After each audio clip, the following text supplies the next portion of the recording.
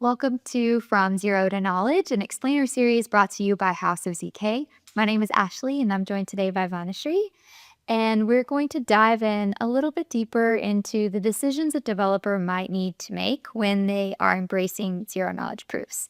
We'll start with the ZK supply chain. Right. So the goal here is to put together a lot of what we have discussed into what it really means to embrace CK for a developer. So for a developer, they really only care about cost, time, and security. And this is the first order constraints that they have. This translates into their choice of proof system. What is the hardware they will choose for proof generation, because that is the most resource intensive part of the ZK stack. What is the proving infrastructure they will choose? In other words, what is the proof market they will generate proofs on? Of course, I wanted to say here that when you choose a proof system, you will end up also having to choose, do you want to use custom circuits or ZK VMs? And also they will have to choose what is the verification infrastructure. They could use, which means that they'll have to choose a settlement layer. So let's see, typically, let's run through how this looks like step by step in terms of embracing ZK. So a developer first chooses a proof system, and after having chosen the proof system, they are, of course, starting with their cost, time, and security, and also the computation that they want to prove, right? With that computation, with the proof system, you get a prover and a verifier algorithm. Think of them as binaries now. The first thing you will do is, once you choose a proof market, you will deploy this prover onto this proof market, and we'll deploy the verifier, and you will take that verifier, put it in as a part of your smart contract, and deploy that on a settlement layer. Right? And you have these folks that need to generate proofs. Let's say these are end users or validators, etc. Some entities in your protocol want to generate proofs. Now that you have prepped your entire system, you say that whenever they want to generate a proof, they send the inputs to the proof market, and they can either get back the proof, or you can say that the proof market actually sends the proof directly to where it should go. Right, this is the proof. Sorry, typically denoted as pi. Pi can either come here or it can go to wherever it is supposed to go, the settlement layer. So this really is the high-level supply chain. We also talked about aggregation, and really aggregation is proof generation. It's a special type of proof, right? Where you're actually creating proof that takes a bunch of proofs together and creates a new.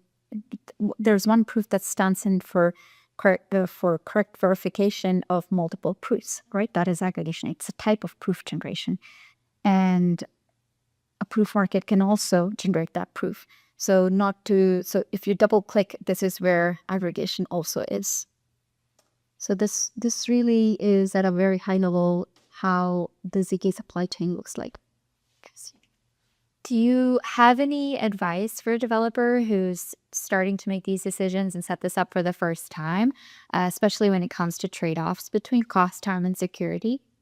That's a great question. I think it is very hard to say that this is the exact cost that I want to go with, this is the exact time I can aim for. It always is good to think through a range and let your proof market set a knob per this trade-off. If you want faster proofs, you tend to have to pay higher. If you want lower cost, you tend to have to wait a little bit longer. So it's a trade-off. And you want a proof market that understands the trade-off, and you want to go to a proof market with this, and you specify your cost and time in their ranges, and let your proof market. So what Fermah does is that it helps you choose your right hardware configuration. You come with your choice of proof system, let's say, or we can also help you choose your proof system because we are incredibly neutral proving layer. We are not building any proof system. When I actually brought up this custom circuits versus ZKVM debate, people mistook us as people who are actually building DSL for custom circuits. But no, we actually this was just in honest in all intellectual honesty that I thought and put it out there for people to debate. But we are not building any proof system, and our proof market is a incredibly neutral testing ground for people to choose a proof system and a hardware configuration and help them set their knob towards either towards cost efficiency or towards low latency.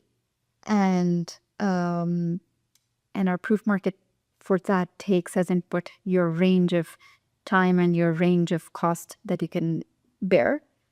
Right.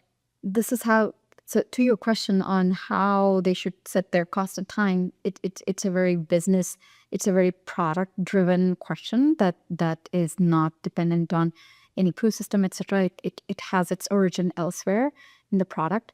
And you take that and you try to make things, maybe you're too aggressive with your requirements. Maybe the world tells you that proof systems are not in a not at the level of advancements where, and probably may not be in the future, but at least now they're not at the level of advancements where it can fit in your range. Maybe they're completely off. Maybe there is no point in the knob where both can be satisfied. It's a feedback that goes back to you into your product. You set things up, you come back with something more amenable to the current state of the world, and you set your knob, and then you go through the next steps. Wow. Okay. So based on a developer's priorities between cost, time, and security, they would use this kind of framework to make the choices that suit their application. And Fermah makes things a lot easier when it comes to their proof market. Perfect. Awesome. Well, thank you so much. Thank you.